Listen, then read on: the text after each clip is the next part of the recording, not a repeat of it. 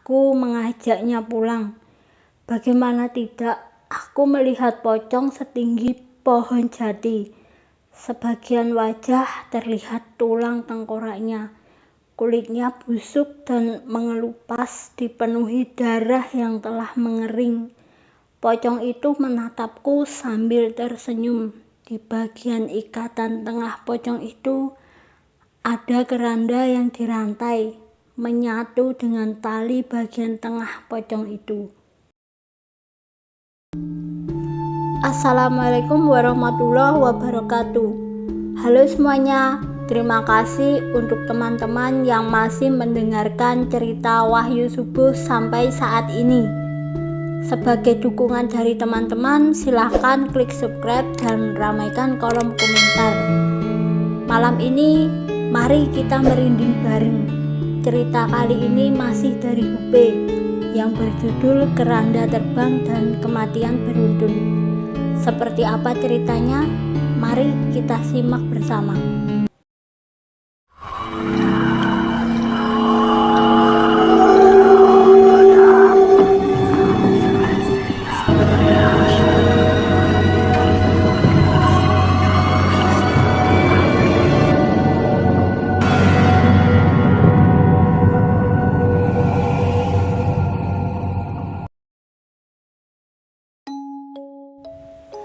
Cerita ini terjadi ketika umurku masih 11 tahun. Ketika itu ada kabar tentang kematian Bahar, tetangga dekat rumahku. Aku dan kakakku pergi melayat ke rumah almarhum. Belum begitu banyak orang ketika kami sampai di lokasi. Aku membantu menggelar tikar di dalam rumah. Aku merasakan sesuatu yang berbeda. Atmosfer di dalam rumah terasa panas dan membuatku tidak nyaman. Entah kenapa, tiba-tiba aku merinding. Kakakku menghampiriku dan berkata, Dek, kamu gak takut meninggalnya Bahar ini karena diambil orang, tuturnya. Enggak mas, jawabku, karena aku tahu dia pasti sedang menggodaku. Kami berada di rumah almarhum hingga sore, lalu malamnya kami kembali lagi ke rumah almarhum untuk tahlilan. Kakakku mengajakku berangkat bareng dia. Dek, bareng aja tahlilannya, nanti daripada kamu melihat hal yang tidak-tidak, kamu takut, ucapnya. Dari kecil aku memang bisa melihat makhluk tak kasat mata. Namun aku belum terbiasa dengan wujud yang menyeramkan, misalnya pocong atau hantu dengan tubuh tidak lengkap dan berwajah hancur. Saat dalam perjalanan aku merasa tidak nyaman. Banyak mata yang memandangi kami. Mas, aku takut, banyak yang melihatku. Ada pocong mas, aku gak berani, wajahnya jelek, kataku sambil memeluknya. Ngapain takut, kan ada aku. Justru kalau kamu sudah bisa, harusnya gemit yang takut sama kamu. Kamu itu lebih spesial dariku, jawabnya sambil tertawa. Saat hampir sampai di rumah almarhum, ku tarik kuat-kuat tangan kakakku sambil menangis. Aku mengajaknya pulang. Bagaimana tidak, aku melihat pocong setinggi pohon jati. Sebagian wajah terlihat tulang tengkoraknya. Kulitnya busuk dan mengelupas, dipenuhi darah yang telah mengering. Pocong itu menatapku sambil tersenyum. Di bagian ikatan tengah pocong itu ada keranda yang dirantai, menyatu dengan tali bagian tengah pocong itu. Mas, ada pocong besar mas, membawa keranda mayat. Ada Bahar di dalam keranda, ucapku. Udah gak usah takut, ayo aku gendong, tutup matamu, nanti kalau udah sampai aku kasih tahu, jawab kakakku sambil berjongkok ingin menggendongku. Aku pun naik ke punggungnya dan memeluk erat Akhirnya kakakku memberitahuku kalau kami sudah sampai dan dia menurunkanku. Aku pun langsung berlari duduk di sebelah bapakku. Tak lama acara pun dimulai. Kami berdoa dengan tenang dan khusyuk, melantunkan ayat suci Al-Quran. Setelah acara selesai, aku dan keluargaku membantu beres-beres. Sambil berbisik, kuceritakan apa yang baru saja kualami kepada bapak. Pak, aku tadi pas mau sampai sini, aku melihat pocong besar dan tingginya melebihi tiang listrik. Pocong itu membawa keranda mayat. Di dalam keranda itu ada mbahar, Pak, tuturku. Loh iya tale, yang bener, jangan bohong, jawab bapak.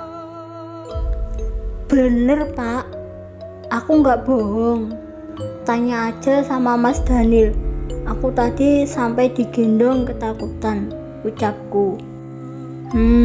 Nanti kita bahas di rumah saja Yole, kata bapak. Selesai membantu beres-beres, kami sekeluarga pun berpamitan dan pulang. Sesampainya di rumah, bapak memanggilku dan kakakku. Kami berdua pun menghampiri bapak yang sedang berada di ruang tengah. Saat berjalan turun, aku pun berkata dengan nada emosi, "Woi, jangan main di tengah jalan, nanti ketendang emosi," kataku. Ya, di rumahku memang banyak juga demit kecil yang suka main seenaknya. Awalnya sih aku takut, tapi lama-kelamaan jadi terbiasa. Toh mereka setiap hari juga di rumahku. Melihat kelakuanku, bapak dan kakakku pun tertawa. Beraninya sama yang di rumah doang, kata kakakku mengejek. Aku pun menyeringai kesal mendengar ejekan yang dilontarkan kakakku. Sudah, ayo sini duduk, bapak mau ngobrol. Tadi adikmu cerita. Tadi waktu di rumah Mbahar, dia ditakutin pocong membawa keranda. Ada Mbahar di dalamnya. Apa itu benar, Nil? Iya pak, benar. Tadi dia melihat pocong membawa keranda mayat yang dirantai di tengahnya. Ada Mbahar di salah satu kerandanya pak, terang kakakku. Ya sudah, besok dimusyawarahkan sama warga desa. Kalian tempat tidur, sudah malam, tutur bapak sambil mengelus kepalaku. Saat berada di dalam kamar, aku merasa kamarku penuh sesak karena ada begitu banyak makhluk tak kasat mata. Ada prajurit zaman perang, kunti, genderuwo, dan masih banyak lagi. Tapi aku tidak takut dengan mereka yang ada di rumahku. Padahal kalau dibilang serem, ya serem. Di saat aku merasa susah tidur karena mereka berisik, tiba-tiba terdengar suara pemberitahuan dari musola desa sebelah bahwa warganya ada yang meninggal. Saat aku mendengarkan berita duka itu, tiba-tiba aku mendengar suara lonceng dari arah luar rumah. Aku pun penasaran dan ku intip dari balik gorden jendela kaca kamarku. Ya Gusti, itu keranda terbang, gumamku. Aku ketakutan, namun ku coba untuk memaksakan diri terus mengintipnya. Keranda itu pun dengan sendirinya menyangkut ke rantai. Pocong raksasa itu datang dan keranda itu kembali menggantung di tali tengah si pocong. Kini ada 2 keranda yang menggantung di perut demit itu. Satu berisi Bahar dan satu lagi berisi entah siapa, aku tidak mengenalnya. Saat aku sedang mengamatinya, tiba-tiba pocong itu tersenyum seram ke arahku dengan muka yang sebagian tanpa kulit dan daging yang hilang. Matanya melotot menatapku tajam. Mata itu seakan ingin keluar, sangat menyeramkan. Pocong itu perlahan mendekat ke arahku. Dia ingin menghampiriku, namun ketika sampai di pagar tembok rumahku, pocong itu tidak bisa maju lagi, seperti ada yang menghalanginya. Akhirnya dia pun hanya berdiri di sana, menyeringai ke arahku, menunjukkan gigi yang coklat karena darah kering bercampur tanah. Lalu tiba-tiba Eyang Seto menutup gorden kamarku. Sudah Le, kamu tidurlah, tidak usah dilihat, tidak usah takut. Aku dan semua yang ada di sini akan menjagamu. Ini sumpahku pada kakekku sampai akhir umurmu, aku akan tetap menjagamu, kata Eyang Seto. Beliau ini adalah salah satu makhluk yang disegani para penunggu rumahku.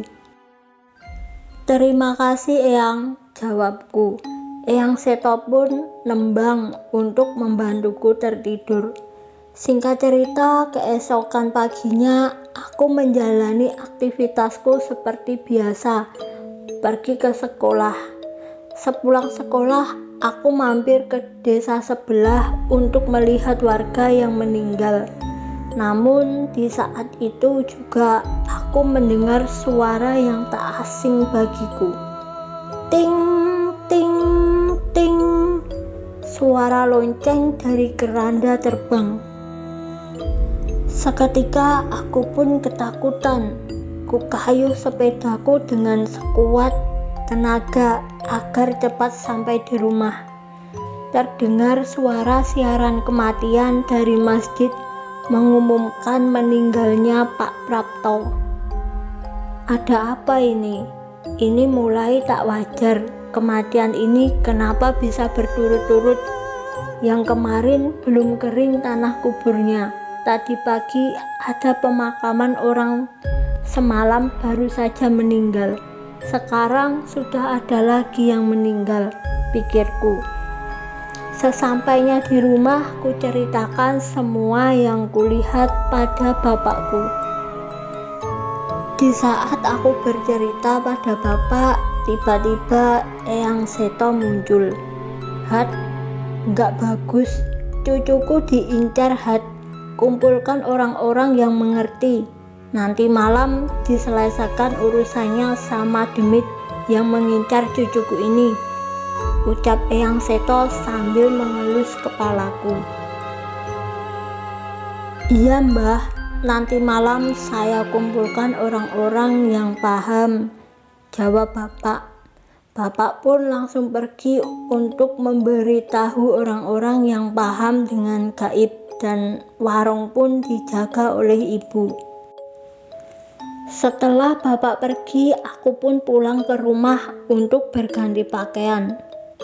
Penampakan pocong yang menyeramkan itu terus terbayang di benakku. Saat aku melamun memikirkan hal itu, tiba-tiba ada yang menyapaku. Hei dek, melamun apa kamu? Jangan melamun, nanti kesurupan, tutur suara perempuan. Aku pun melihat ke arah suara itu yang berada tepat di sebelah kananku. Ya Gusti, aku terkejut saat menoleh dan ternyata yang menegurku adalah kuntilanak dengan rambut yang panjang menutupi wajahnya. Ia mendekatiku lalu tertawa cekikikan sambil membuka rambutnya yang gimbal tak pernah keramas. Ia pun seketika berubah wujud menjadi perempuan cantik dan tersenyum padaku. "Mbak Putri, awas kamu ya, bikin kaget orang aja," kataku sambil melempar bantal kepada hantu satu ini. "Namanya Mbak Putri, dia cantik, kadang berubah-ubah wujud untuk menggodaku atau bercanda denganku," kata bapak. "Aku disuruh memanggilnya Nyai Sundari Putri, tapi dia menyuruhku memanggilnya Putri atau Mbak Putri." Malam pun tiba. Bapak mengajakku untuk ikut berkumpul dengan warga yang bapak beritahu tadi siang. "Nak, ayo ikut berkumpul sama kakek juga." Malam pun tiba. Bapak mengajakku untuk ikut berkumpul dengan warga yang bapak beritahu tadi siang. "Nak, ayo ikut berkumpul sama kakak juga." "Gak usah takut, ada bapak, Mas Nil, kakek juga ada," kata bapakku yang seakan tahu kalau aku ketakutan. Mendengar ucapan bapak, ada sebersit pertanyaan di benakku. "Mbah Kong kan sudah meninggal, Pak?" tanyaku penuh heran. "Kakek itu muksana, mati tapi tidak meninggal raga. Sukmanya tetap menjaga desa ini," jelas bapakku yang saat itu belum ku mengerti maksudnya. Kami pun berangkat menuju posyandu desa yang berada di belakang kampungku. Tepatnya sedikit seram karena dikelilingi pohon bambu dan pisang. Aku sangat ketakutan ketika banyak mata yang melihatku di sekeliling pohon bambu. Salah satunya ada pocong dengan wajah hancur serta mata yang keluar nyaris jatuh menempel di pipi, tergantung karena tertahan oleh otot mata yang menjuntai keluar. Ditambah lagi darah merah kehitaman di wajahnya. Sungguh mengerikan. Aku hanya diam dan memeluk bapakku kuat-kuat. Ingin rasanya menangis melihat mereka. Sepanjang perjalanan, aku terus memeluk bapakku sampai akhirnya kami tiba di posyandu. Semua orang telah berkumpul dan membentuk lingkaran kecil. Di tengahnya ada Mbah Kongku. Aku dan bapak bergabung bersama mereka. Aku duduk di tengah di pangkuan Mbah Kong. Beliau pun hanya tersenyum dan mengelus kepalaku.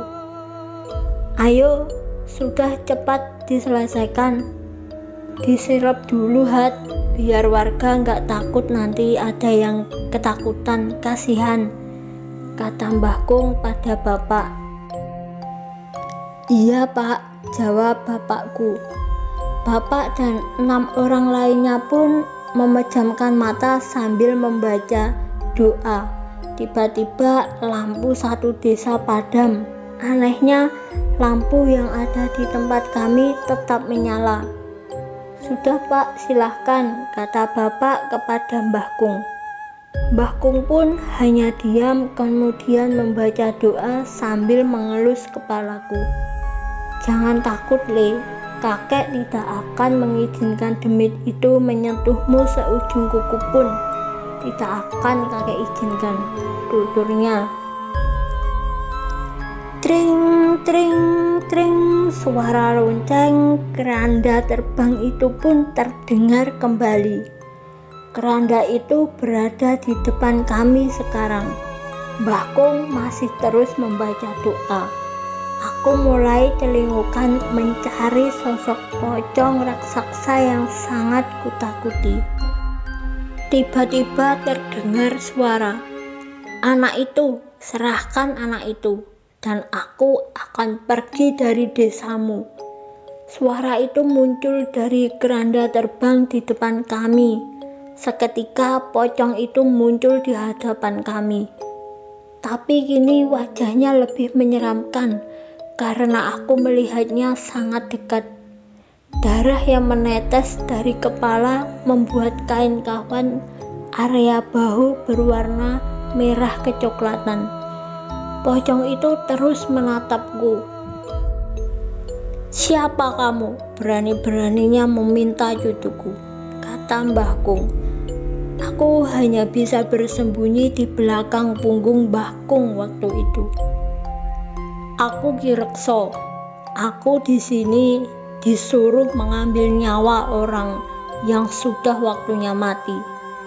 Akan kuambil nyawa semua orang yang ada di sini kalau tidak memberikan anak itu padaku," jawab pocong itu dengan suara lantang. Entah apa yang terjadi, pocong itu tiba-tiba jatuh ke tanah. Sesaat kemudian muncul Eyang Seto sambil membawa keris yang sangat besar, berwarna merah menyala. Mungkin lebih tinggi keris itu daripada tinggi badanku saat itu. Di belakang Eyang Seto banyak sekali demit-demit yang membantu, layaknya prajurit. "Kamu berani menyenggol anak cucuku, akan aku habisi sampai orang yang sudah mengirimmu ke sini." Suara Eyang Seto yang biasa ku dengar lembut, kini terdengar menggelegar bagaikan petir menyambar. Pocong itu melayang dan kembali berdiri. Kemudian terbang ke arahku, namun Mbah Kung dengan sigap memelukku sambil membaca mantra. "Yamaraja, Jaramaya, Yamarani, Niramaya, Yasalapa, Palasya, Yamiroda, Daromia, Yamidosa, Sadumia, Yadayuda, Dayudaya, Yasiaca, Cayasya, Yasumaha, Mahasya." Kurang lebih seperti itu mantra yang diucapkan Mbah Kung.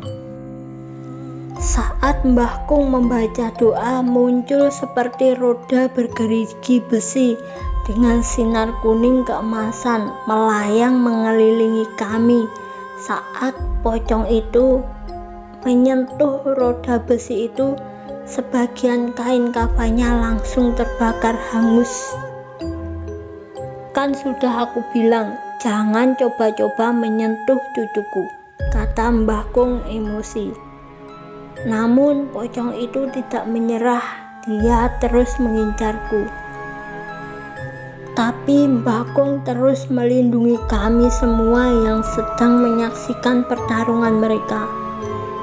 Kain kafan si pocong berubah menjadi hitam setelah terbakar.